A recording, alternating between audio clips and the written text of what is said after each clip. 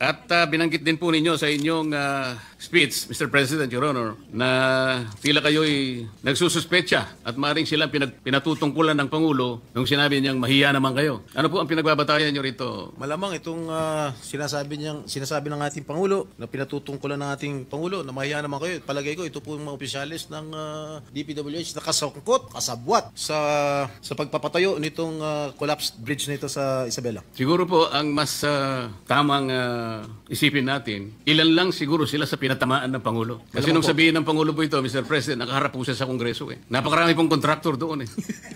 Kayo po nakakalam nun dahil kayo po nanggaling sa House of Kasi Representatives. po, tinatanong ko po kayo isang ayon na maaring mas marami ang pinatutungkulo ng Pangulo. At hindi lamang po bagsakan ng tulay ang pinag-uusapan doon. Mr. President, Hindi Your po Honor. ako makakasagot niyan sapagkat hindi Bakit naman po hindi kayo makakasagot? Hindi po ako Napakasimple lang nanggaling po ng tanong ko sa inyo. sa House of Representatives. Kayo po nanggaling sa House of Representatives. Malamang kayo po nakakalam kung marami po ang pinatutungkulan ng ating Pangulo, Ginoong Pangulo. Talagang marami po. Ako po, sinasabi ko sa inyo, marami pong kontraktor doon. Ang tanong ko lang kung kayo sumasang-ayon sa aking pananaw.